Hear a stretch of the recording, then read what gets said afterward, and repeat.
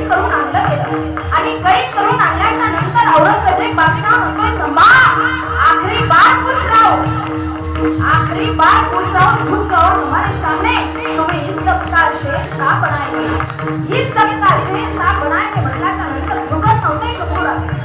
झुकत नव्हते शंभूराजे आणि मुकरब खान म्हणतो मेरे आका मुझे हुक्म दो, मैं अभी का घर की गर्दन उतार के रखा हूं, मैं अभी का घर की गर्दन उतार के रखा हूं म्हटल्याच्या नंतर शंभूराजे कडाडले, अरे काफर नाही छत्रपती म्हण छत्रपती, अरे छत्रपती म्हण छत्रपती, हा एक विचार आहे विचार, छत्रपती कधी मरत नसतो, छत्रपती हा अमर आहे, छत्रपतीला एक नाही लाखो गर्दनी आहे, अरे तुझा समोरचा सोनेरी कळस एक मैलावरून दिसत असेल परंतु माझा राजाचा जिरे टोपाचा फुला हा लाखो मैलांवरून दिसतो, तो जनसामान्यांच्या मनात दहशत नाही आत्मविश्वास जागवतो, आत्मविश्वास, छत्रपती हा माणूस नाही, छत्रपती हा एक विचार आहे विचार, तो या मातीच्या कणाकणामध्ये उडून उरलाय, त्याला उसळलेला दर्या उडू शकत नाही, त्याला उसळलेला दर्या उडू शकत नाही, मृत्यू त्याला घाबरवू शकत नाही, आणि हा एक विचार आहे, तो विचार आपण सगळ्यांनी जपणं गरजेचं आहे, आणि छत्रपती शंभूराजे या ठिकाणी झुकत नव्हते, छत्रपती शंभूराजे झुकत नव्हते आणि कवी कलशांना दरबारामध्ये आणलं गेलं,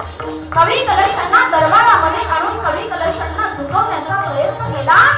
मुकर्रब खान म्हणतो झुक जाओ मेरे आका के सामने, त्यावेळेला कवी कलशांनी सांगितलं मैं अपने गर्दन नहीं झुकाऊंगा, बोले तो मैं कविता करूंगी, हाँ मैं कविता करूंगा, आणि त्या ठिकाणी कवी कलशांनी कविता केली औरंगजेब बादशाहच्या दरबारामध्ये, काय कविता होती ती ऐका,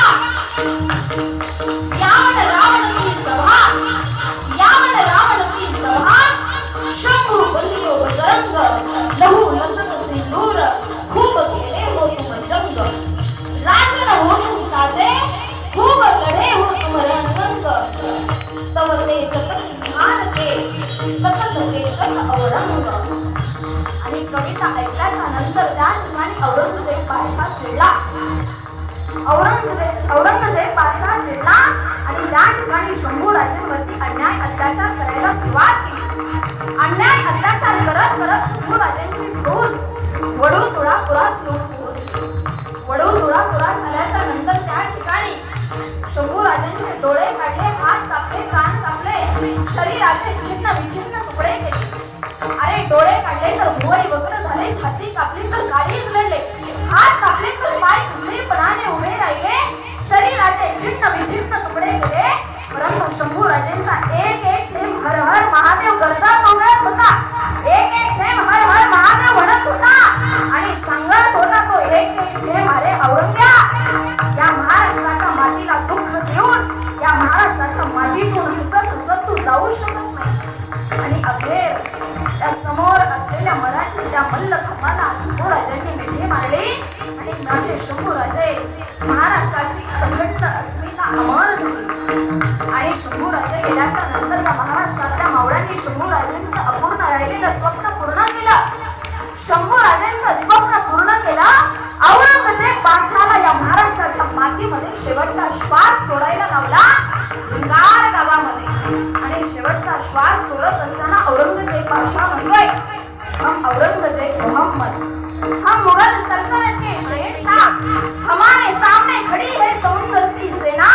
हमारी इतनी बड़ी ताकत, हमारा इतना बड़ा गुरूर, लेकिन हम मराठों का एक किला भी नहीं ले पाए, उसकी वजह है संभा, शिवा का बेटा संभा, अरे हमने आंखें निकाली उसकी ओर अंधे हम हो गए,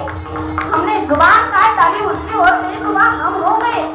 हमने खाल उखड़ डाली थी संभा की, लेकिन आज पता चला हमारी खाल उखाड़ी जा रही है, हमने संभा के टुकड़े टुकड़े करके चील कौओं के आगे बिखर दिए थे, लेकिन आज पता चला हमारा वजूद ही बिखरा जा रहा है, अरे शेर ने रोग से ये शेर ने जन्म लिया होगा, सचमुच छावा है छावा, छावा है छावा, स्वराज जाता छावा आणि छावा होता तो, अरे तो छावा त्या ठिकाणी चुकला नाही, त्या छाव्याचा आदर्श आज महाराष्ट्रातल्या प्रत्येक छाव्याने घेतला पाहिजे, इथं बसलेले सगळे छावे ऐका,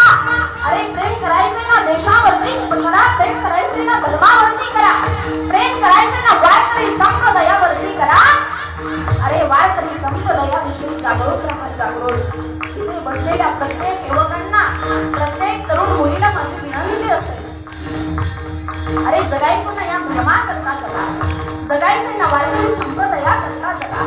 देव देश धर्माविषयी जागृत राहा. पवित्र अशी तुळशीची माळ गळ्यामध्ये धारण करा. अरे मी लहान असताना माझा बाप गावामध्ये आनंदाने सांगायचा, लहान असताना माझा बाप गावामध्ये आनंदाने सांगायचा, ही माझी मुलगी नाही, हा माझा मुलगा आहे, मुलगा हा माझा चतुर पक्षी आहे. आणि हा पक्षी त्या घरामध्ये जाईल ना, त्या घराचं कल्याण होईल म्हणायचा. हा म्हणत होता सांगू, माझ्या बापाला माहिती होतं माझी लेक रोज शाळेमध्ये जाताना ज्ञानेश्वरीचा ग्रंथ हातामध्ये घेते, रोज 10-5 ओव्या वाचते आणि मगच शाळेमध्ये जाते. विचार करा, कधीतरी तुमच्याही बापाने म्हणावं